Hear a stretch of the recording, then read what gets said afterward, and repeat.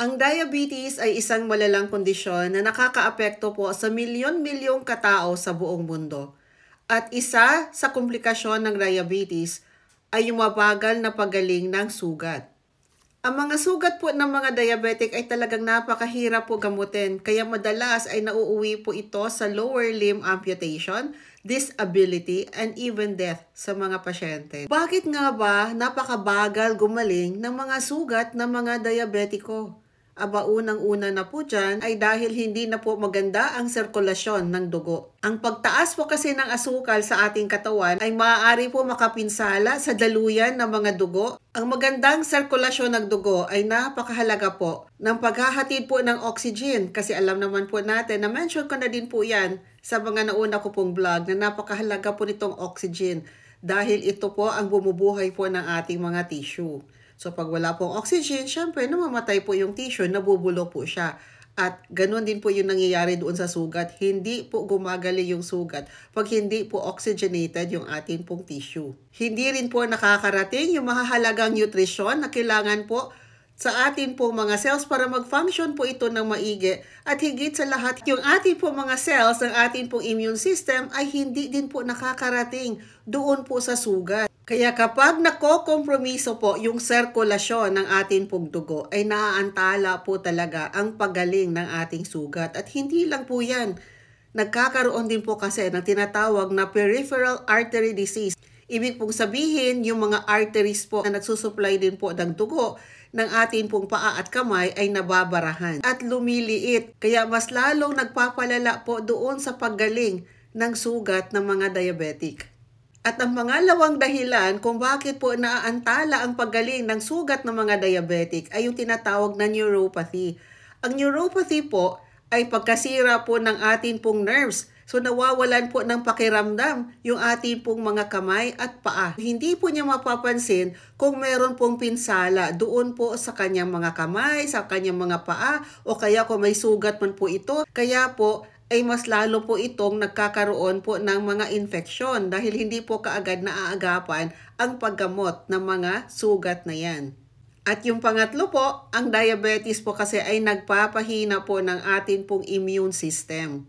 Kaya po, mas mabilis po silang kapitan po ng infeksyon. At kung meron mas lang infeksyon, ay mahirap din po itong malabanan ng kanilang mga immune system dahil naghihina nga po. Ano ang mga dapat gawin para maiwasan na maputulan po tayo ng mga paa, ng mga kamay, ng mga daliri po, o kaya ay kumalat yung infeksyon sa buong katawan?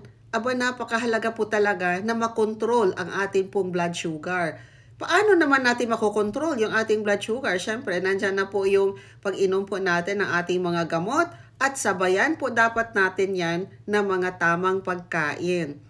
Ako po, ang diet na piniprescribe ko sa aking mga pasyente ay alkaline diet with intermittent fasting. At dahil hindi naman po natin nakukuha ang lahat ng sustansya sa pagkain lang, ay kailangan din po nating sabayan ng pag-inom ng food supplements. Ako, I usually recommend po sa aking mga pasyente yung Essential C, yung Essential Greens na yan. Dahil all natural kasi na mga food supplements po yan. Ang isa sa problema ng mga diabetic ay, di ba, kulang sa sustansya. Ang sustansya na ito ay kailangan para mag-heal yung ating po mga cells. Hindi lang naman po doon sa sugat, kung hindi pati din po yung cells ng ating pancreas, yung ating insulin sa loob ng ating katawan ay gagana din.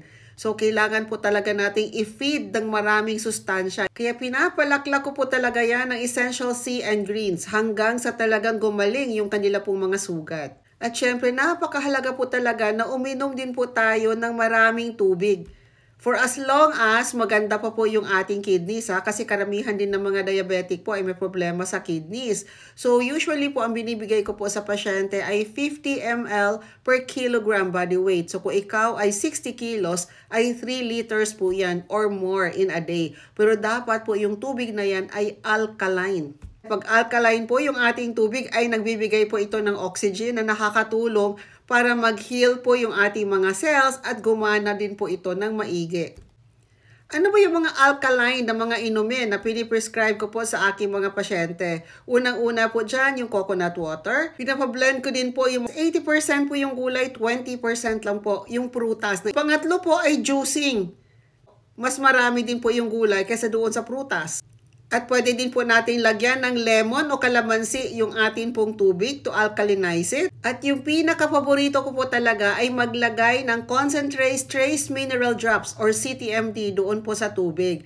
Dahil po umaabot po yung pH po ng tubig na yan, 8 to 9, depende po gaano karami na drops ang nilalagay po natin sa tubig. At hindi lang naman po maganda itong CTMD na to provide alkalinity to the water, but most importantly po, nagsusupply ng 76 trace minerals in balanced solution. Itong mga minerals na ito, they conduct billions of electrical impulses inside the body.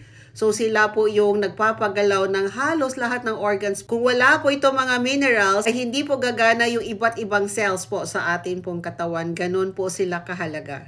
Ito mga pictures na makikita niyo dito ay mga pasyente ko na dapat po ay naputulan na po ng kanilang mga extremities dahil po sa tindi nga po ng kanilang mga infection sa kanilang mga sugat, pero naisalba pa po namin. Kasi ang pangalawa po dapat natin gawin ay linisin po ang sugat 3 beses sa isang araw. At ang ginamit lang po namin ay mga all natural ingredients din.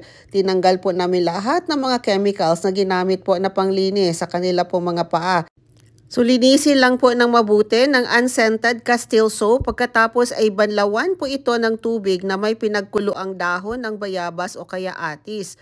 Patuyuin po gamit ang sterile gauze at pagkatapos ay spray po yung buong area ng Renew Mineral Mist. At pagkatapos po ay budburan ng essential greens. Dapat po ay makover po lahat ang area na apektado. At lagyan po ito ng aloe vera. Pagkatapos po ay takpan ng sterile gauze. Gawin po ito 3 beses sa isang araw hanggang sa tumuyo po talaga yung sugat.